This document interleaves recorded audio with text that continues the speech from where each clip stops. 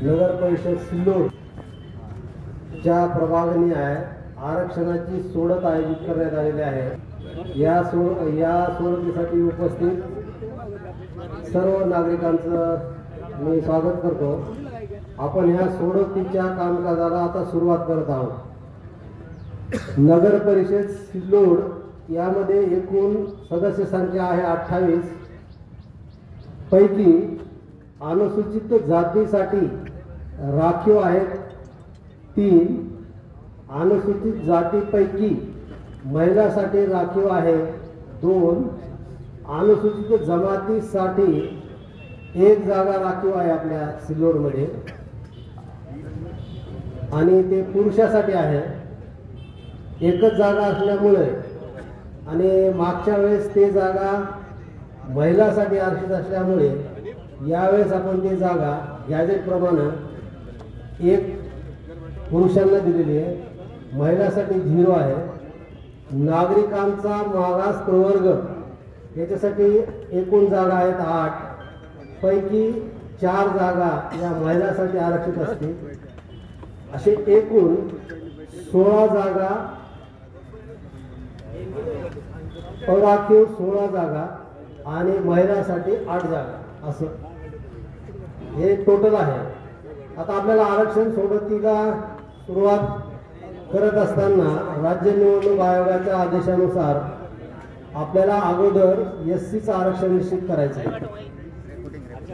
एससीचं आरक्षण निश्चित करत असताना हे जे आपले 14 प्रभाग आहेत, 14 प्रभागामध्ये ज्या प्रभागामध्ये एससी प्रवर्गाची लोकसंख्या जास्त आहे अशा प्रभागाची आपल्याला निवड करायची आणि याच्यासाठी आपल्याला सर्व प्रभागामध्ये एससी मध्ये असलेली लोकसंख्या हे टक्केवारीनुसार काढायची आणि ज्या वरच्या 3 प्रभागामध्ये अधिकची लोकसंख्या एससी प्रवर्गाची असेल ते प्रवर्ग आपल्याला लोकसंख्येनुसार त्या प्रवर्गासाठी ते प्रभाग आपल्याला निश्चित करायचे। तर आपल्या सिल्लोडमध्ये 3 प्रभाग एससी साठी राखीव आहेत। तर आपल्या पूर्ण लोकसंख्या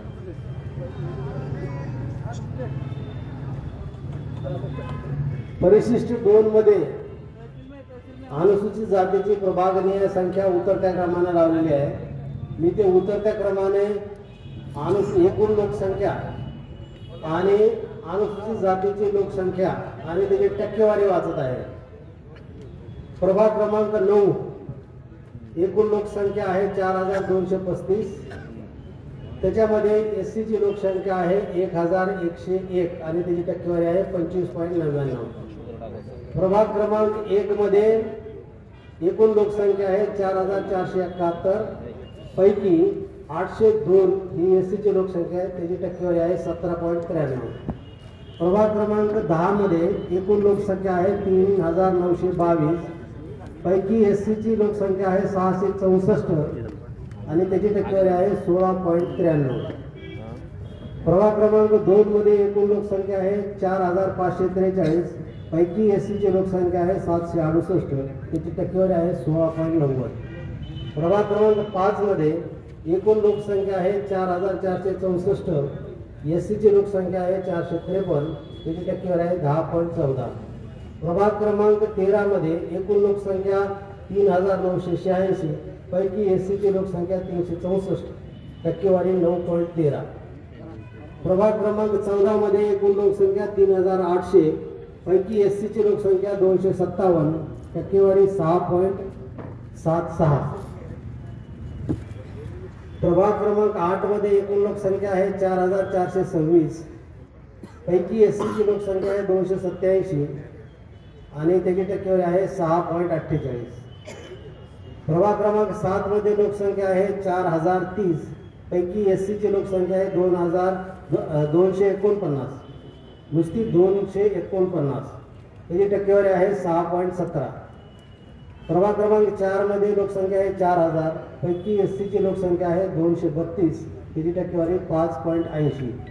प्रभाग क्रमांक 3 मध्ये एकूण लोकसंख्या आहे 4524, पैकी एससी ची लोकसंख्या आहे 216, त्याची टक्केवारी 4.77. प्रभाग क्रमांक 11 ची लोकसंख्या 3971, पैकी एससी ची संख्या आहे 55 आणि टक्केवारी आहे 1.38. प्रभाग क्रमांक 6 मध्ये एकूण लोकसंख्या 3966, पैकी एससी ची लोकसंख्या 33, टक्केवारी 0.83. प्रभाग क्रमांक 12 मध्ये एकूण लोकसंख्या आहे 3892, पैकी एससी ची लोकसंख्या आहे 17, त्याची टक्केवारी 0.43. हे उतरत्या क्रमाने लावलेले आहेत. आपल्याला या लोकसंख्येच्या अनुषंगानं आपल्याला 3 जागा निश्चित करायच्या आहेत. तर ते जास्तीची लोकसंख्या असलेले प्रभाग आहेत. 1 नंबर आहे 9,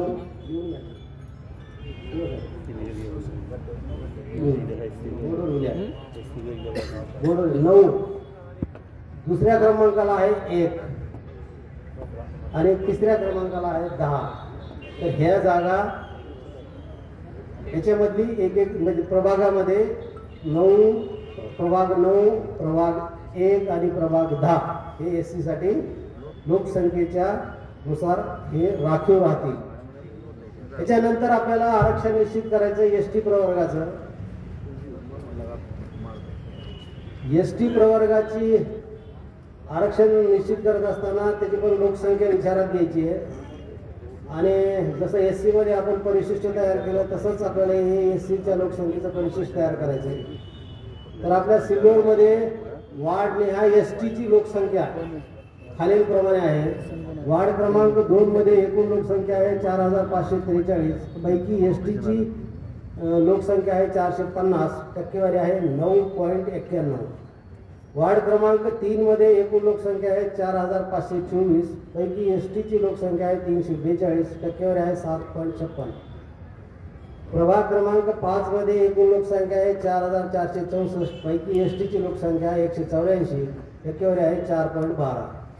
प्रभाग क्रमांक 4 मध्ये एकूण लोकसंख्या आहे 4000, पैकी एसटी प्रवर्गाची लोकसंख्या 142, टक्केवारी 3.55. प्रभाग 1 मध्ये लोकसंख्या आहे 4471, पैकी एसटीची लोकसंख्या आहे 103.02. 7 मध्ये 4030, पैकी एसटीची लोकसंख्या आहे 85, 2.1%. प्रभाग क्रमांक 8 मध्ये लोकसंख्या आहे 4426, एसटीची लोकसंख्या आहे 89, टक्केवारी आहे 2.01. प्रभाग क्रमांक 12 मध्ये एकूण लोकसंख्या आहे 3892, पैकी एसटीची लोकसंख्या आहे 25, त्याची पर्सेंटेज आहे 0.64. प्रभाग क्रमांक 9 मध्ये एकूण लोकसंख्या आहे 4235, पैकी एसटीची लोकसंख्या आहे 27, त्याची टक्केवारी आहे 0.64. प्रभाग क्रमांक 14 मध्ये लोकसंख्या आहे 3800, पैकी एसटीची संख्या आहे 17, त्याची टक्केवारी आहे 0.45. प्रभाग क्रमांक 13 मध्ये एकूण लोकसंख्या आहे 3986, पैकी एसटीची लोकसंख्या आहे 16, 0.40. प्रभाग क्रमांक 11 मध्ये एकूण लोकसंख्या आहे 3971, पैकी एसटीची लोकसंख्या आहे 15, टक्केवारी आहे 0.38. प्रभाग क्रमांक 6 मध्ये एकूण लोकसंख्या आहे 3966, पैकी एसटीची लोकसंख्या आहे 14, त्याची टक्केवारी आहे 0.35.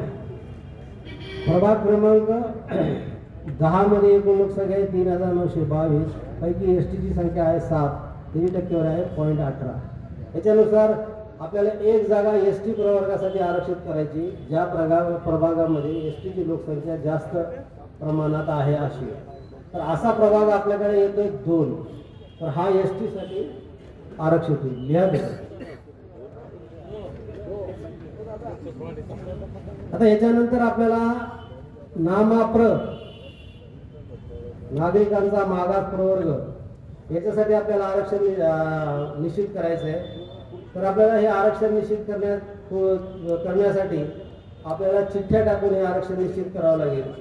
चिठ्ठ्या टाकत असताना आपले हे जे SCचे 3 आणि STचा 1 हे प्रभागाची चिठ्ठी बाजूला काढून बाकीच्या राहिलेल्या प्रभागामध्ये चिठ्ठ्या टाकायच्यात आपल्याला, आणि त्या चिठ्ठ्यातून नागरिकांचा मागास प्रवर्गासाठी जागा कुठे निघते ते हे आपल्याला निश्चित करायचं आहे. चला ती प्रक्रिया चालू करा.